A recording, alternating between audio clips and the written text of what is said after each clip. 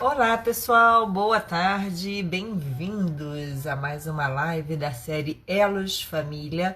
Hoje nós fechamos, na verdade, o nosso ciclo aí de lives em relação aos tipos psicológicos e hoje nós vamos falar de dois tipos: pensamento e sentimento.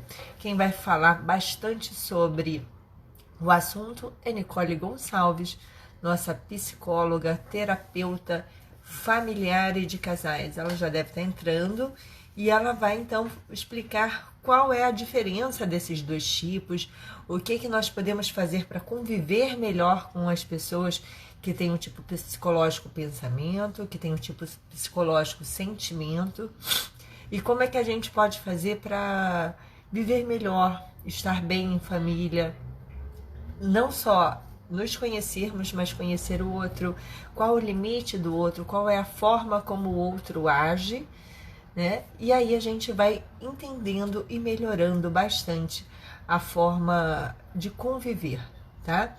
Nicole tá entrando.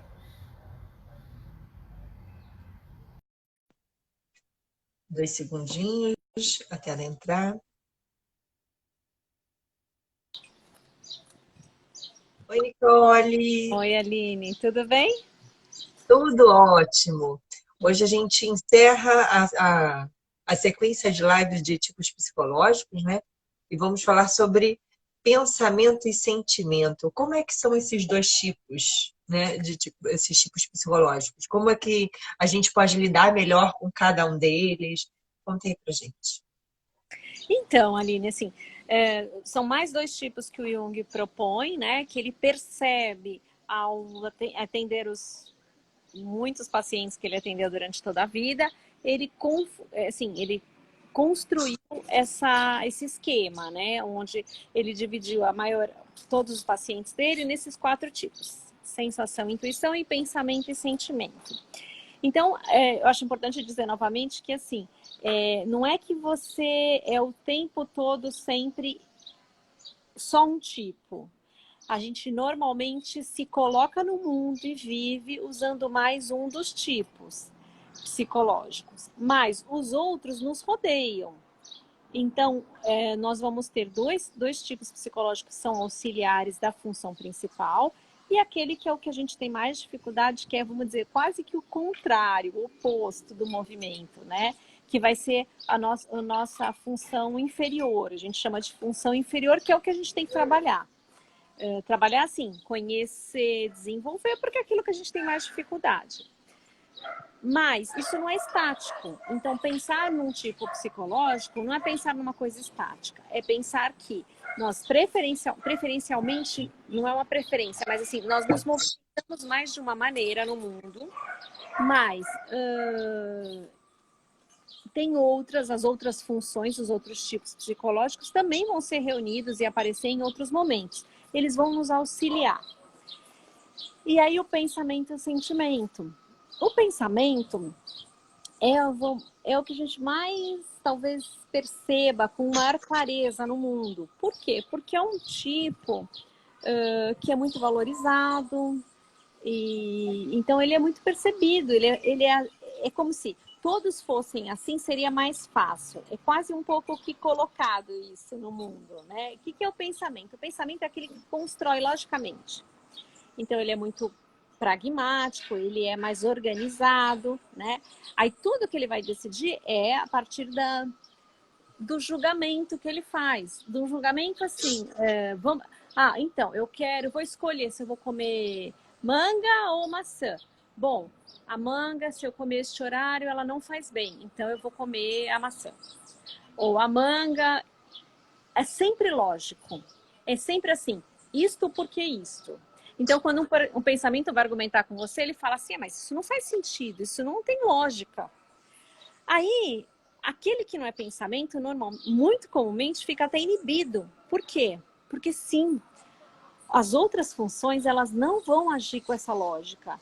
Então, quando o outro fala para mim, mas isso não tem lógica, eu penso assim, puxa, é verdade, não tem lógica, porque porque o meu funcionamento não vai ser a partir da lógica.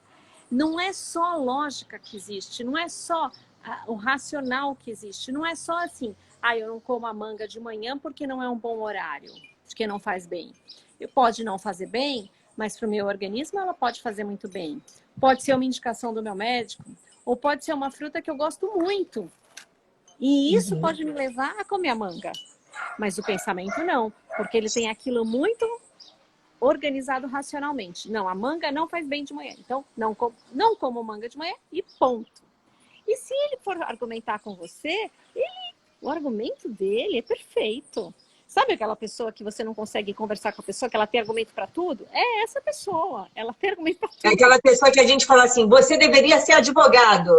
É isso. Porque o que acontece em direito, o advogado, a pessoa que trabalha com direito, no meio jurídico, ela aprende a desenvolver isso. Se ela já tem, isso já é um caminho. Porque, por exemplo, você vai encontrar crianças que argumentam assim, né? Tem criança que assim, não, mamãe, eu não quero isso porque não faz sentido isso nesse momento. Ou não, mamãe, eu quero brincar, porque agora é o horário que a gente brinca. Então, não importa se agora eu estou no médico, mas não foi o horário que eu brinco, então agora eu vou brincar. E ponto final. A gente já tinha combinado isso. Ele sempre vai ter aquela lógica e aquela organização formada. E a argumentação é muito grande e muito habilidoso na argumentação. Ele tem uma argumentação muito habilidosa, seja adulto, seja criança. Então, é interessante que outro dia até uma paciente minha estava falando, né? Que ela disse assim, que as pessoas perto dela, acho que a pessoa com quem ela se relaciona, fala para ela, é impossível conversar com você, argumentar com você, porque eu sempre perco. Sabe uma coisa assim? É essa a sensação, eu sempre perco, eu não vou ganhar argumentação. Porque com o pensamento é um pouco isso. Você não tem argumentação suficiente, porque aquele que tem o pensamento como função principal, ele é muito habilidoso nisso. Então, vamos dizer, se a gente pegar num livro, um livro, quem são as pessoas que mais escrevem livro? São os tipos pensamento, de uma maneira geral. Por quê? Porque ele constrói nessa lógica. E é isso que é necessário para você escrever um livro, é essa construção lógica. Às vezes, até a gente vê um livro ou outro que a gente fala, nossa, que diferente. Quando a gente vai ver esse diferente, muitas vezes é porque foi escrito por uma outra pessoa. Mas aquelas pessoas, por exemplo, que tem muitos livros, uma produção muito grande, é um tipo de pensamento. Ou então tem um pensamento muito desenvolvido. Aí ele consegue escrever vários livros. Aí ele consegue escrever vários textos. Né? Então vamos pensar, por exemplo, no Cassione, né, que é aqui de Santos, que é um advogado famosíssimo, um excelente defensor público, maravilhoso, que escreve umas coisas bem bacanas aqui na coluna, né, daquela revistinha tal, do Jornal da Cidade, e ele escreve toda semana. Isso é difícil para ele? Acredito que não. Por quê? Porque ele tem um pensamento muito desenvolvido. Então, ele consegue. Lógico que é trabalhoso, né? Porque não é sempre que o pensamento está com vontade de escrever. Mas ele tem uma habilidade para fazer aquilo. Uma habilidade natural. Uma habilidade natural. E qual é a maior dificuldade dele? Entrar em contato com a função inferior, que é o quê? O sentimento. Então, ele escreve muito bem, ele argumenta muito bem, mas quando você fala assim para ele, o que você sente? Ele fala, oi? Hã? Como? Como assim? Como é que eu vou explicar? Por quê? Porque o que eu sinto não vai ser organizado e explicado como o que eu penso. É muito diferente. O que eu sinto é o meu sentimento. O que me emociona, o que me deixa triste, o que é que eu tenho que cuidar, a relação com as pessoas com quem estão próximo. Né? Muito comum eu falar no consultório a seguinte coisa, né? As pessoas vêm e contam, porque é difícil com meu filho, é difícil com meu marido, é difícil com minha esposa. Muitas vezes eu falo o seguinte, mas espera aí, que a pessoa fala isso, ela fala, eu expliquei aquilo, eu tentei aquilo, eu disse aquilo outro, e aí o que eu falo? Olha, mas você está cuidando do quê? É do seu negócio, é do livro que você está escrevendo ou é do seu sentimento? É da sua relação? Porque se é da sua relação, essa lógica que você está usando não é uma linguagem que vai dar conta. Ela não vai ser suficiente. Você vai explicar logicamente, mas não vai ser o suficiente para você efetivamente conversar a respeito da sua relação, a respeito do que você sente, do que você precisa. Você vai precisar olhar essa outra linguagem e entrar em contato com o que você sente, né? Então eu falo, o tipo pensamento tem como função inferior o sentimento. Eu pus até a mão assim para baixo, né? Como que a mão. Por quê? Porque normalmente a função inferior, aquilo que a gente tem mais dificuldade, é como se tocasse a gente lá no âmago, sabe? Toca a gente lá no fundo. É aquilo que é como se fosse a nossa pedra bruta. Então é uma coisa muito especial e que a gente tem muita dificuldade. Então, para o pensamento, não quer dizer que ele não dê importância, que não seja importante para ele as relações, o que ele sente. É importante. É importantíssimo. Eu diria que talvez seja a coisa mais importante, mas é a coisa que ele tem mais dificuldade. É a coisa que ele tem menos habilidade para lidar. Então, a criança, pensamento, para ela é muito importante as relações dela com os familiares, com a mãe, com o pai, com o irmão. É muito importante. Mas ela não sabe dizer disso. Ela precisa aprender a construir, a perceber o que ela sente, a comunicar como ela se sente. Ela não tem muita habilidade. Então é muito importante, mas não é a linguagem dela e ela precisa exercitar para desenvolver essa habilidade.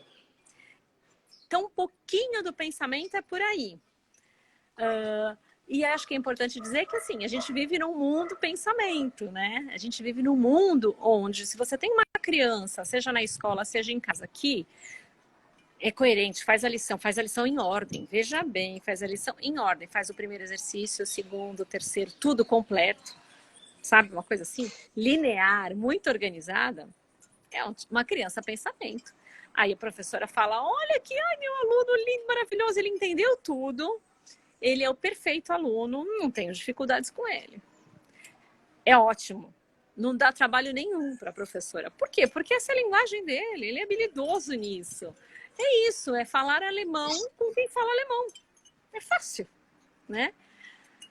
Aí, a gente precisa ter um cuidado muito grande, porque isso é importante. É bacana ele ter esse raciocínio, seja criança, seja adulto, é importante e é bacana. Ele tem uma facilidade, imagina, ele pode estudar muitas coisas, ele tem muita facilidade com isso, com fazer o curso, com começar, com terminar, com entregar o trabalho de conclusão, fazer mestrado, doutorado, pós-doutorado, uau, o arraso nisso.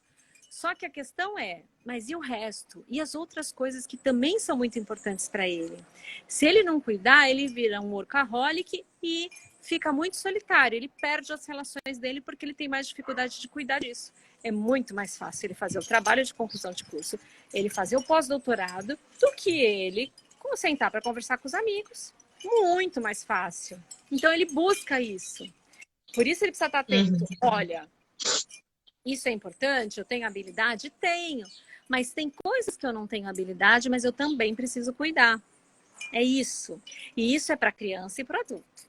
A criança, muitas vezes, passa desapercebido, porque como é uma criança que não dá trabalho na escola, não dá trabalho em casa, por quê? Porque ela, se você dá uma tarefa para ela, você tem que arrumar a mesa e depois você tem que guardar, ela faz aquilo.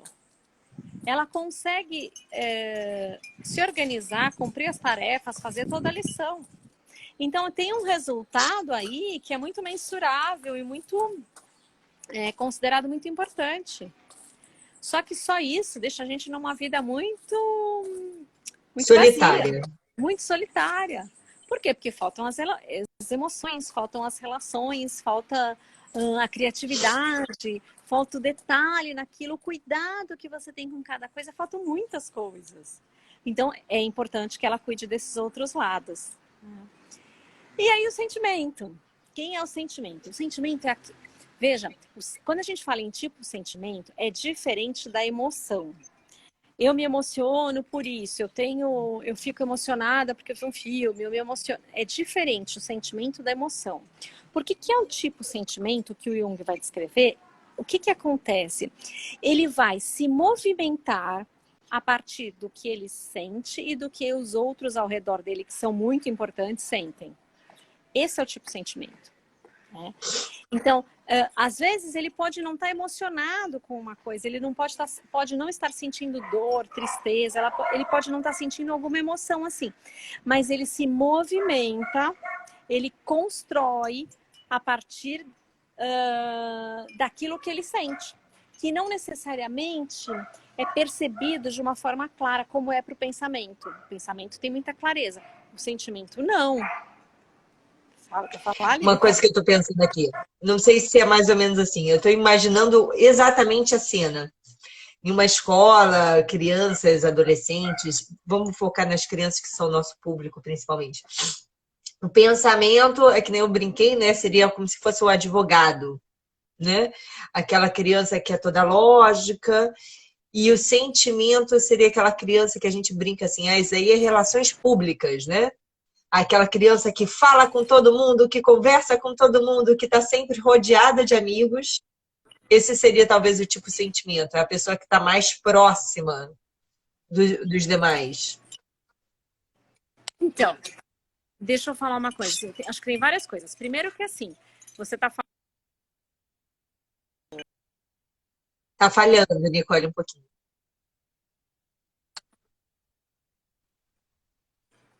Pode falar. Acho que voltou. Voltou? Voltou. Tá. Então, assim, tem cara falando. Mas, quando tem muita gente próxima, você está falando de uma criança extrovertida. Então, a gente tiver um sentimento introvertido, ele não vai ter tanta gente. Mas ele é muito cuidadoso com as relações. É a coisa mais importante para ele. Então, ele quer comer melancia. Mas se o amigo dele falar que quer a melancia, pode ser a última melancia do mundo. Ele não vai comer a melancia, quem vai comer é o amigo. Né? Por quê? Porque a relação dele importa muito. E quando você está falando desse movimento de estar com muitas crianças ao redor, eu acho que também tem uma questão do intuitivo, às vezes tem isso, né? O intuitivo, como ele constrói muita coisa, ele é muito criativo, é muito legal brincar com o intuitivo. O intuitivo, ele inventa muita brincadeira, né? Ele constrói muitas coisas diferentes. Então, a criança, ela tem, principalmente na primeira infância, ela vai ter muito interesse por isso. Ela vai querer muito essa construção imensa que é proposta pelo intuitivo. Mas o sentimento, eu acho que tem uma questão que é assim. O sentimento é aquela criança que, vamos dizer, ela tem muita habilidade no se relacionar com outras crianças. Se você fala para ela, eu tô triste, ela quer acolher isso, ela quer dar conta disso. Eu vou dar um exemplo de um adulto e a gente pode pensar na criança também. Então, por exemplo, uma pessoa que eu conheço muito próxima que é um sentimento. Então ele chega na pastelaria e o pastel veio errado, demorou um montão. Ele fala assim, poxa, demorou muito, o pastel veio errado, não sei o que, não acredito, nunca mais veio aqui, não sei o que, não sei o que lá. Aí ele recebe o pastel que ele queria, come, termina, ele vai lá e fala assim, muito bom esse pastel, amanhã eu volto. Por quê? Porque não é aquilo, ele não leva, não é que aquele, ele é o sentimento. Ele naquele momento, ele se emociona com o pastel, naquele momento ele ficou chateado porque demorou, ele ficou chateado porque não teve um cuidado de dar o pastel certo. Então ele expressa tudo aquilo, pronto, acabou, próximo. Então o sentimento, ele briga com, Aline, não gostei do que você falou, não gostei desse jeito, não gostei disso. Acabou. Falou, acabou. Falar para você, é como se, pronto, ele resolveu. Por quê? Porque ele é muito habilidoso com o sentimento. Ele é muito habilidoso com isso. Então ele já resolveu. Ele não precisa de outra conversa. Vamos conversar posteriormente. Vamos cuidar disso. Não, gente, não, já foi. A criança sentimento, ele já foi, já falou, já pronto. Qual é a próxima coisa para eu pensar, para eu sentir? Como é que eu vou conhecer as outras coisas que tem aí? Pronto, ele já passou. Ele é interessante nesse momento, porque a gente muitas vezes, quem é do tipo pensamento, avalia o sentimento como não é uma pessoa fiel. Fiel no sentido, muito cuidado com as palavras, fiel no sentido de mas ele falou que ele nunca mais ia comer esse pastel, mas ele já está ali comendo, né? Não é que ele não é Aham. fiel àquilo que ele falou, mas é que ele já deu conta daquilo, gente. Ele já deu conta, ele já cuidou, não é mais um problema. O que ele tinha para falar para o pasteleiro, ele já falou, já comeu pastel, já pode voltar ali, não é momento. O que eu tinha para falar para você, eu já falei, já resolvi, e pronto, eu posso falar com você de novo, não tem problema nenhum, tá resolvido. Eu fico imaginando aqui, ó, na sua fala, explicando os dois tipos. Por exemplo, se a gente tiver um pai ou uma mãe que é pensamento e uma criança que é sentimento, talvez isso dê bastante conflito, né? Muito. Então, quando eu chego a crianças e adolescentes no consultório, se está até adolescência, até pré-adolescência, a questão que vem, Aline, é sempre assim, a criança com um tipo psicológico e os pais com outro. Então, uma criança que é muito sensível e os pais pensamento. Uma criança sentimento com os pais pensamento. Ou uma criança intuitiva com os pais sensoriais, sabe? A divergência é grande. A divergência é grande, então a criança sente muito, porque é como se ela sentisse o tempo todo o pai falando assim: filha, você precisa escrever um livro. Filha, você precisa construir melhor a sua historinha. Você precisa construir melhor a sua brincadeira. E a criança, como assim? Mas não é só o que eu sinto que importa? E aí ela não entende. Ela vive em sofrimento. Então é criança, sentimento com os pais, pensamento, ou sempre que a gente tem um tipo diferente, porque é muito comum assim, pai e mãe de tipos diferentes, a criança com tipo diferente, um tipo psicológico diferente. E aí, assim, a dica é, a gente tem que conhecer, porque se a gente entende como é que essa criança se movimenta no mundo, como é que esse adulto se movimenta no mundo, eu compreendo que ele não está construindo a história daquele jeito, não é porque ele não é habilidoso, não é porque ele não está se importando com a lição que ele está fazendo. É porque é o jeito dele de construir, de perceber, de se orientar no mundo. E eu compreendendo isso faz com que eu fale, não, tudo bem. Ele não vai me dar a resposta lógica que eu desejo. Né? E eu não vou pedir tanto isso para ele, eu não vou forçar isso, porque eu vou compreender que não é o jeito que ele funciona. Então, Sim. a criança vai ter mais dificuldade, vamos dizer, em expressar, em compreender que ela pensa de um jeito e a mãe pensa do outro. Que ela percebe de uma forma e o pai percebe de outra. Ela vai ter mais dificuldade. Então, somos nós adultos, enquanto pais, responsáveis, professores, que vamos perceber esse movimento. E que aí sim, a gente percebendo, eu consigo entender. Então, por exemplo, eu tenho 3 filhos, cada um funciona de uma maneira. A hora que eu não exijo dos 3 a mesma coisa, eu consigo compreender um pouquinho como é cada tipo. Isso ajuda muito. Por quê? Porque eu não vou exigir a mesma coisa dos 3, eu posso até exigir. Mas eu tenho que entender que a resposta de cada um vai ser diferente. De formas diferentes. Hã? Você pode até exigir, mas de formas diferentes, né? Em momentos diferentes. Em A tempos resposta que um diferentes. dá não necessariamente vai ser o mesmo tempo de resposta do outro. Não. Em tempos diferentes, respostas diferentes. E aí cabe ao responsável, ao pai, à escola, os meios educacionais entenderem o quê? O que eu recebi de resposta e o que tem de especial e de importante ali. Por quê? Porque eu preciso estimular. Eu preciso dizer assim, ó, nossa, que legal a sua resposta, que legal a sua história, que legal como você me apresentou. Pode ser que não seja do jeito que eu esperava. Mas se eu não estimular isso, se eu não conseguir acolher e ver uma importância naquilo, essa criança vai ficando muito desestimulada, muito entristecida mesmo, vai se fechando. Porque é exatamente isso. Cada um vai apresentar de uma maneira. Cada um vai ter uma forma e um tempo para dar a resposta. Eu preciso perceber isso. Isso vai facilitar muito, porque eu vou me exigir menos. Eu vou entender que isso é o que ele pode me dar naquele momento. E que cada um tem tempo. Então, isso é muito importante para, por exemplo, para quem está na escola. É importantíssimo.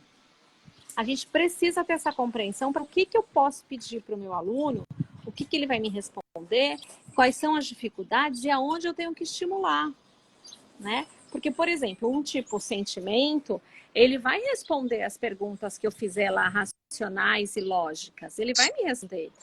Só que, para ele, não tem a menor graça. Então, se eu conseguir também incluir perguntas, ou também incluir atividades onde essa criança possa devolver, responder com um sentimento, significa, eu estou dizendo que o que você sente é importante. Eu estou dizendo que a sua percepção do mundo é importante. Ela está sendo valorizada. Mas, infelizmente, a gente está acostumado, a gente vem de uma educação, a partir do momento que a gente falou, todas as crianças na escola, precisamos colocar todas as crianças na escola com a Constituição de 88, que foi obrigatório isso, que é uma coisa super bacana, a obrigatoriedade, todo mundo estudando, todo mundo aí aprendendo, muito bacana. Mas eu tenho que instrumentalizar essa equipe educacional, esses professores, essas escolas, para que elas saibam como receber isso. E não tratar todo mundo como se fosse um tipo de pensamento. O mundo, porque a gente pensa assim, né? O mundo é o pensamento. Tudo funciona como um livrinho, lógico e organizado. Então, quem não está nessa lógica e nessa organização, ó, tá mal, entendeu? Pode ser eliminado. Ainda bem que a gente não está na Idade Média, senão a gente colocava eles lá, queimava eles, jogava no mar. Né? É isso. Na Idade Média era assim. Então, a criança que vem sem habilidade, eu deixo ela morrer, eu jogo ela no mar, eu não alimento, eu coloco na floresta e deixo ela ser pega lá pelos doentes, pelas fadinhas. Eles não achavam que eles estavam fazendo isso por mal, eles achavam que fazia sentido. Mas a gente não está na Idade Média. Então, essa criança que não é tão habilidosa com o pensamento, não vai ser jogada no mar, deixada para as fadinhas, não vai ser queimada. Então, como é que a gente vai fazer? Ou a gente assume essa criança de uma nova maneira, entende que o mundo tem várias linguagens e isso ajuda a entender, a incorporar, né, a desenvolver essas habilidades, ou então essa criança vai passar a vida achando que devia ser de um jeito que ela não é. Entende? Não, e assim, e se a gente pensa eu que... fiquei pensando aqui, desculpa, Nicole. Provavelmente essa criança de sentimento é uma criança talvez que na escola seja aquela criança que na hora de escrever uma redação acaba quase que escrevendo uma poesia, né? Que coloca muito o coração.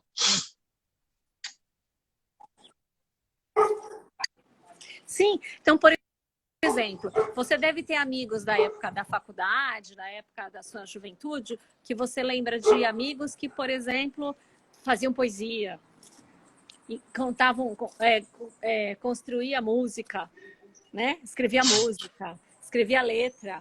Quem eram esses? Eles eram sentimentos. É tanta emoção, é tanto sentimento que vem. Né? Então, a Aline escreve música e põe lá as emoções dela. É isso. Vários, assim, a gente tem história de artistas que conseguem colocar muita emoção, mesmo sendo de outro tipo, mesmo muitas vezes sendo intuitivos. Mas o fato é que aqueles amigos que a gente tinha, que eram os que escreviam poesia, porque eu tinha, né, Aline? É comum. Ai, fulano tem um caderninho de poesia. Se o cara tem um caderno de poesia, se ele escreve poesia, música, ele é um sentimento, né? Ele pode desenvolver outras habilidades, ele pode ter outras habilidades, mas ele é um sentimento. E tudo bem, vamos dizer, que aquilo não seja, que ele não continue o resto da vida dele escrevendo poesia, porque não necessariamente ele quer ser um poeta, ele pode querer ser um engenheiro. Mas ele tem que entender que aquilo vai ter que estar incluído na vida dele, como é que ele vai trabalhar aquilo em outras questões, porque ele vai precisar trabalhar. Hoje a gente tem um mundo altamente tecnológico, um mundo que preza muito pelo pensamento. Então a gente escuta muitas pessoas falarem assim, mas eu não tenho muita habilidade com computador, ou com, né? Principalmente as pessoas mais velhas. Muitas vezes, para elas não são o tipo de pensamento que é mais lógico. Elas vão ter mais dificuldades. Então, não é só dificuldade porque elas são de outra geração, mas também é uma dificuldade porque, gente, é diferente você pensar que um poeta está preocupado em se ele tem que escrever Ctrl-Z ou Ctrl-T. Ele não vai lembrar. Não vai lembrar. E tudo bem. Se a gente conseguir compreender que tudo bem, ótimo. O problema é que nas situações mais difíceis a gente fala: como que você não sabe que é Ctrl Z? Como que você não sabe colocar a foto? Entende? Será que isso é importante para essa pessoa? Como é que a gente faz esse meio de campo? E para a criança, porque a criança ela não vai ter essa percepção. Ela vai precisar de recursos do adulto que auxilie ela nessa construção. Nessa construção o quê? Nesse desenvolvimento do pensamento que ela tem como função inferior. Porque ela vai precisar entregar o trabalhinho no final do ano e fazer o trabalho de conclusão de curso, sendo pensamento ou sendo sentimento. Como é que eu ajudo ela a fazer? Primeiro, eu tenho que dizer, eu tenho que explicar para ela, eu tenho que... eu acho que é assim, não é explicar, porque se eu explicar, eu estou pensando que eu estou falando com pensamento. Não é isso. Mas eu tenho que construir com esta criança que o trabalho dela, o resultado, o trabalho lógico construído vai ser diferente do amiguinho pensamento dela. Entendeu? Vai ser diferente. Mas esse amiguinho pensamento vai ter umas habilidades e ela outra. E se ela conseguir colocar aquilo que ela tem de habilidade no papel, vai ser fantástico. Vai ser diferente. Ela vai... Eu imagino... Desculpa, eu imagino essa criança, a criança sentimento, aquela criança muito preocupada com o amigo, né? E eu percebo isso muito entre os pequenos, assim, quando tem uma criança, sei lá, que o amigo tá chateado, ou o amigo se machucou, ou o amigo tá chorando, e aí o outro vem logo acolher, né? Isso entre as crianças menores, isso é muito comum, né? A gente perceber. E a gente acaba que ao longo do desenvolvimento deles, acaba de certa forma abafando isso, né? Sim. E só valorizando o pensamento em si. Exatamente, é isso. Ah, se você fez a lição do seu amigo, legal, olha que legal que você ajudou seu amigo na lição. Mas se você teve o acolhimento a hora que ele estava triste, porque às vezes só o sentimento vai perceber, a gente não consegue valorizar da mesma maneira, né? É quase como se assim, isso aí não tem muita importância, né? É tão simples, né? Tão fácil. E veja, vamos fazer uma avaliação. É fácil acolher? Não é. Não é fácil acolher. Tanto não é que quando a gente tem pessoas com dificuldades, às vezes a gente não consegue nem ouvi-las. Por quê? Porque a gente não vai dar conta de acolher, então a gente nem ouve.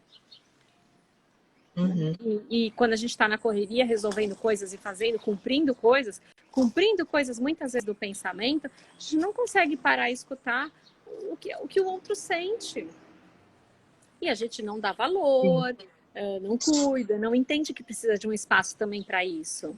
Então a gente precisa de um espaço para se alimentar bem, a gente precisa de um espaço para comer, para ter uma boa refeição, para fazer exercícios físicos, a gente precisa de um espaço para estudar, para trabalhar, para dormir. E qual é a hora? Vocês escutaram na pandemia alguém falar do espaço que a gente precisa para sentir? Porque não era dito. É quase que assim, isso é uma coisa tão natural, porque a gente fala naturalmente. Porque meu marido, porque meu namorado, porque meu filho, como se o sentir, como se as emoções fossem... Mas todo mundo vive isso, está todo mundo tranquilo. E não é real isso. Porque é isso, eu tenho um momento... A pandemia foi falado, né? Quer dizer, tranquilizem-se, as coisas vão ser de uma nova maneira. Então, ache o seu espaço para ler o livro, para trabalhar, para estudar, para fazer atividade física, para se alimentar bem, para estar em paz com você, para fazer meditação. Mas a gente não escutava. Um espaço para você sentir, para você trabalhar com as emoções. Então, que era a maior dificuldade. Então, por que acontecia? Todo mundo em casa, um monte de gente junto, as emoções do meu filho me tocam, eu fico altamente aflita, e aí o que eu faço? Grito. O que eu faço? Mando ele dormir, mando ele fazer a atividade que ele tem que fazer, mando ele ver um desenho, mas eu não vou cuidar das emoções daquilo, porque eu não vou dar conta, nem das dele, nem das minhas. Porque quando estavam as orientações a respeito da pandemia, a respeito do isolamento social, a gente esqueceu de falar dessas emoções que também existem, que também precisam de um tempo para serem cuidadas, mas que a gente esqueceu de dizer que também precisava desse tempo, entendeu? Então, Não é só atividade física, não é só dormir, não é só estudar, não é só deixar tempo para o criativo. Tudo isso é importante, mas cuidar das emoções e dos sentimentos é muito importante. E o tipo sentimento fica quase que renegado, sabe? Quase assim, olha, você sente, sabe que horas pode sentir? Eu vou te dizer a hora que pode sentir, a hora que você está vendo o filme.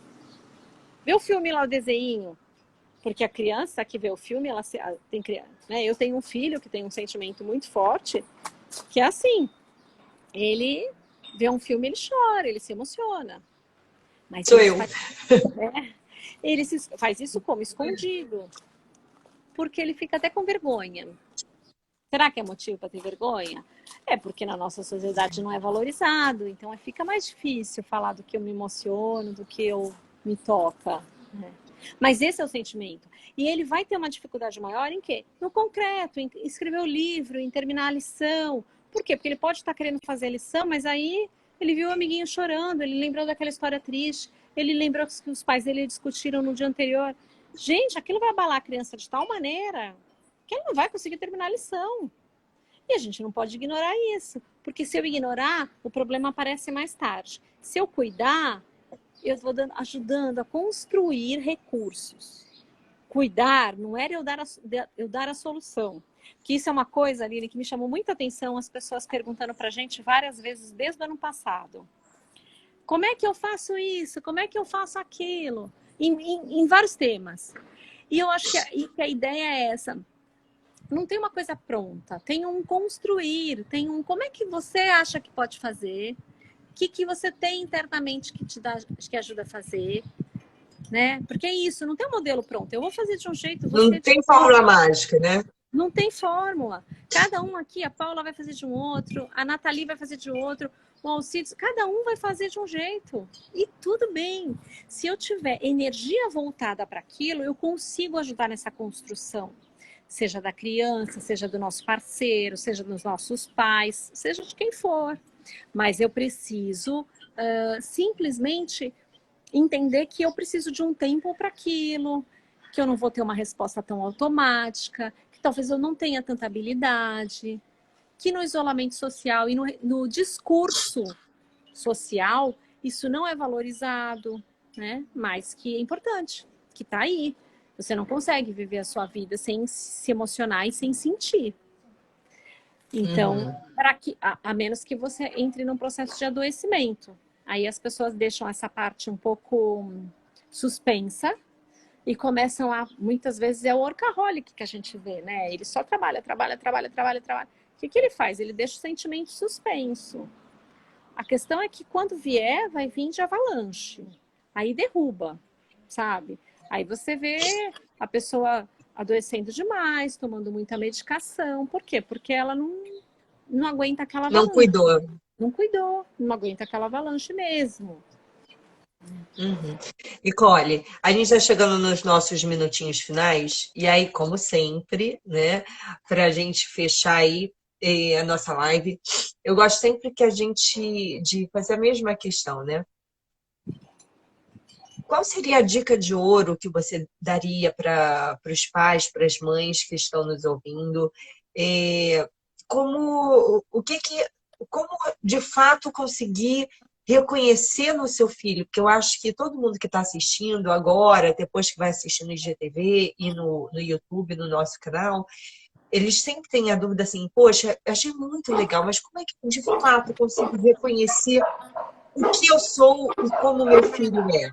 Qual seria a sua dica para ter esse reconhecimento e para saber lidar melhor com o tipo psicológico que é do seu filho, do seu parceiro, o que seja? Então, uma das formas, sabe aquele esqueminha? Pensamento, sentimento, sensação e intuição? Você lembra desse esqueminha? Eu não sei se a gente já Sim, colocou. e esse esqueminha vai estar no artigo que vai estar no nosso blog, tá, gente? Então, porque esse esqueminha, depois de repente a gente pode fazer um post só com esse esqueminha, porque esse esqueminha é interessante, é você pensar, localizar. Às vezes é difícil saber qual é a facilidade maior do meu filho, qual é o tipo dele, porque ele parece um pensamento, mas também parece um sensorial, muito detalhista. Então, onde fica, né? Qual é o tipo psicológico do meu filho, do meu marido? Então, uma das formas que a gente observa é você olhando pela função inferior, que significa o quê? Onde ele tem mais dificuldade? Ele tem mais dificuldade nas emoções, no sentimento? Ele tem mais dificuldade em ser rápido? Ele tem mais dificuldade em fazer detalhadamente? Ele tem mais dificuldade em construir o pensamento, em ser lógico? O que ele tem mais dificuldade? E muitas vezes, olhando isso, olhando onde ele tem mais dificuldade, é a forma da gente saber, então, o contrário é a função principal. Esse é um jeito muito, que ajuda muito, mesmo no consultório, a gente acaba usando muito isso. Porque às vezes a pessoa tem muitas habilidades e ela tem 2 ou 3 funções, tem a principal e tem as outras que ela usa muito. Então ela tem aquilo mais desenvolvido. Então, localizar a função inferior, a que ela tem mais dificuldade, vai ajudar muito ela a descobrir qual é a função principal, seja da criança ou seja do adulto. E aí ajuda muito a você entender, localizar. A hora que você sabe qual é, você fala, puxa, é isso. Nossa, é isso. Então agora fica mais fácil, porque eu já sei. Então, às vezes, a gente tem a impressão assim, de que, nossa, eu já sei, mas não consegui fazer o que ela falou na live. Não estou conseguindo saber como eu faço. Eu diria assim, calma, tranquilize-se. Por quê? Se você identificou, se você percebeu, você já vai fazer diferente. O Jung vai dizer que a gente tem a impressão de que a gente está passando pelo mesmo ponto. E que na realidade não é uma espiral, né? Então a gente já, quando você passa ali, às vezes é muito pertinho, você não percebe a diferença. Mas na hora que você já identificou, já é um outro lugar. Você já tem uma consciência. Você já ganhou um conhecimento, né? Você já não vai fazer mais do mesmo jeito, mesmo que você tente. E aquilo vai aos pouquinhos, é uma construção. Então, aos pouquinhos, aquilo vai se transformando. Então, isso é uma coisa. E a outra coisa, Aline, é que assim, a gente está fazendo lá os grupos quinzenalmente na quinta-feira, às 17h30, para conversar sobre os símbolos, sobre os sonhos das crianças. E assim, naturalmente, essas coisas dos tipos psicológicos, a forma de lidar com isso está vindo. Por quê? Porque quando a criança é pequenininha, ela está desenvolvendo isso, desenvolvendo as coisas que ela tem habilidade e tal. Então, é uma forma, assim, estar atento aos sonhos, estar atento aos símbolos, essa coisa toda de olhar o que a criança está trazendo, o que é mais importante para a criança. Nesses encontros a gente também vai poder falar um pouco disso, porque isso vem à tona, porque isso surge ali. Uhum. Poxa, minha criança, ela sonha assim. Por quê? Porque no sonho, se a gente, por exemplo, se a gente tem uma criança muito detalhista, é muito comum no sonho, o sonho fazer um movimento compensatório. Então, no sonho, você vai trazer uma coisa muito mais criativa, muito mais ampla. Então, isso vai aparecendo. E aí você vai percebendo uma série de coisinhas e de detalhes e de coisas importantes em relação às crianças. Então, se quem tiver interesse, quem achar bacana, participar dos encontros também seria uma forma da gente estar conversando de uma maneira muito prática sobre cada criança, sobre cada coisinha que acontece ali, cada momento que a criança vive, né? Cada símbolo que Vai entendendo melhor, né? Isso. Só para o pessoal saber, gente, ó, o link para os encontros, né, do universo dos símbolos para as crianças, ele tá na bio, tá? Aqui do Instagram. Então é só acessar que vocês vão direto pro link, tá bom? Então tá. É isso, Nicole. Muito, muito, muito obrigada.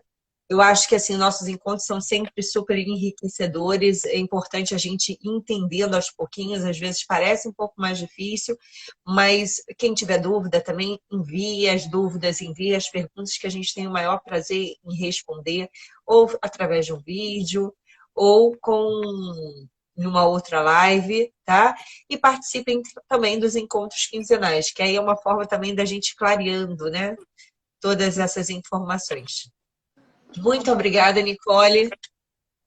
Gratidão e até a próxima segunda-feira, às 2h07, aqui no Instagram da 5D Kids. Quem não assistiu até o início ou perdeu o finalzinho, vai estar salvo no IGTV e no nosso canal do YouTube. Beijo, Beijo, até obrigada. semana que vem. Tchau.